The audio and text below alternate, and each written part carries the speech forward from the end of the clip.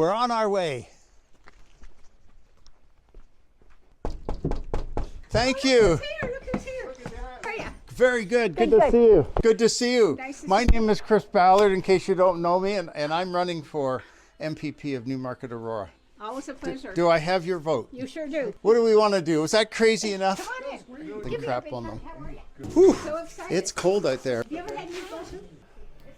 Yeah, Every me. time I come in here, it makes me smile. Let's start. But anyways, let's talk about the election. I'm so excited. Yeah. I'm so happy that you're going to run. So Yeah. do I look at you? Or do I look at? No, you talk to me. Forget Oh, forget oh, that just guy. forget all that. So what are the issues you're hearing? Well, homelessness is Yeah. number one on my list. Okay. Education, Right. because the conservatives keep cutting. Oh, I know. You have grandchildren, I have and their grandchildren. schools are crowded. My daughter's a teacher. Right. And she has a class of like 28 kids, and 5 of them are, and I'm never biased against anybody, but they don't speak English. Right. So she has to tend to these children that don't speak English. Mm-hmm. There's no special class, no English as a second language there, and then look after the regular kids. That's not fair to these children. Right. Or So these children with special Children needs are are being suffering. abandoned by Children Mr. Ford. are suffering. Kids Abandoned suffer. by- Right? They keep cutting our education. So education's high on my list. Homelessness and honesty.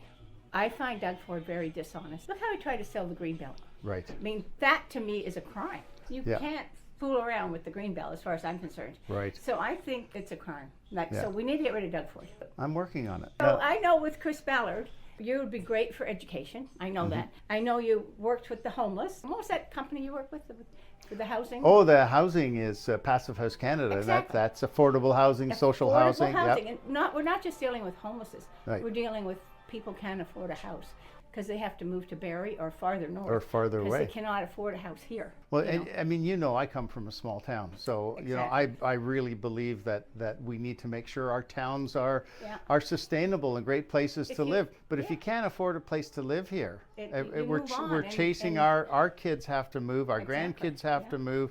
That Yeah. doesn't make this such a nice place anymore. It doesn't. And we're going to stagnate. all And that. I supported the building of the long-term rental on Davis Drive, Yeah. and what we found was there was something like 100 people who moved in there, mainly older women, Mm-hmm. Yeah. who wanted a place to move to. Exactly. There's So that nowhere. was 60, Yeah. 70, 100 Right. homes that suddenly opened up for young families to buy in Yeah. Newmarket. That's just one of the reasons we need more of that affordable type We rental do. here. Yeah. So housing is top priority. Yeah, good. Homelessness, Okay. education. Those are my 3 things. What about South Lake? What are you hearing about South Lake? Are people... Well, South Lake is overcrowded. The nurses, they're run off their feet. And it's Absolutely. not fair because then they get blamed. It's not fair because it's just overcrowding, underfunding. Right. Our hospital, it's not just a Newmarket hospital. It's all the outlying areas like Queensville, Sharon, Mount Albert. They all feed Everywhere. in. They're all growing. It's a Yeah. regional hospital. Right. Any government should be putting money into the hospital. It's not fair. There's so many people that need the hospital. Another shocking fact in our riding, 1 in 10 people don't have a family doctor. So many people I talk to don't have a Don't doctor. have a doctor. My own kids don't really have a doctor. They belong to the hospital. There's this program where you just go and see any doctor that's there. So they don't have a family doctor. Yeah. But it's okay to spend, $1.4 billion to bring booze to corner stores, Oh, but we don't bring No. doctors to our riding. The booze in the corner store, such a waste of money. It's just like giving everybody the $200. Wasted as far as I'm concerned. I'm giving my $200 to you. Oh, thank you. The LCBO funds most of our health care. Exactly. That's another way they're cutting back on healthcare. A lot of people have concerns about how easy it is for underage smokers to Yeah, get yeah. cigarettes. And is it going to stop with cigarettes? So it's not a good thing. No. I think it should be gone. I would agree. Liquor in the liquor store, And beer in how the beer expensive store. was it? Like it was a ridiculous. Billions. Yeah, that we don't have. That That- could be put into healthcare. Well, the sad thing about Ontario right now, Mm-hmm. the other sad fact about Ontario's economy is Ontario is now a have-not province. We're getting $600 million from the federal government in 24-25 because our economy is in such poor shape. Yeah.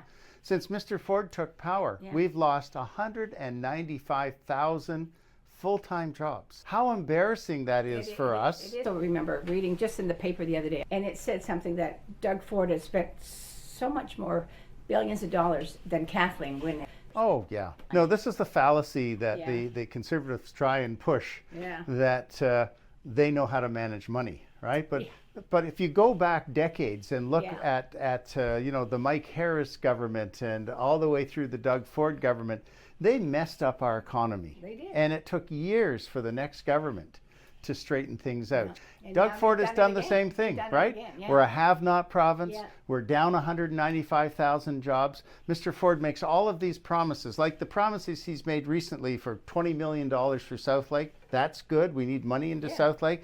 But the billions he wants to spend on everyone getting a doctor, he can't be trusted. He can't, no. He told us he was going to fix housing. We're the worst performing province in all of Canada for housing starts now. He hasn't done anything. He for said he was housing. going to fix unemployment. We have one of the worst unemployment records in all of Canada, and we're now a have-not province. And that's sad because we were always a have province, right?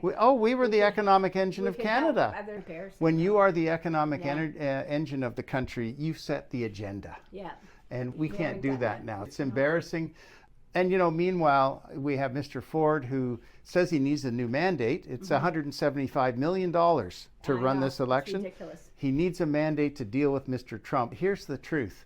It's not Mr. Ford who will talk to Mr. He'll Trump. never talk to Trump. It's the Prime Minister of Canada who negotiates with President Trump. What we need our Premier doing is we need him home here in Ontario, designing programs to keep you and I safe in the face of tariffs, to keep our economy rolling along in the face of tariffs. He needs to be coordinating with all of the governors in the United States. There are 6 American states where Ontario is their #1 trading partner. That's all threatened by tariffs. Yeah. And Mr. Ford's not done anything to bring them together. That's what we need. He doesn't need a mandate to do that. But not only has he, doesn't do anything, but he's made it worse by calling an election because it just throws everybody into confusion. Absolutely. Like I'm sure people in the rest of the world are looking at Canada right now, Ontario, and saying, what are those people doing? Yeah. We shouldn't be having an election in a month. No. We should be thinking of ways to fight Trump, right? Right. Or fight tariffs. Right. But I don't understand Doug Ford. I never have, and I never will. I've never voted for him, and I will never vote for that man. Of course, I only vote Liberal. That's all I ever vote. Good. Yeah. Good.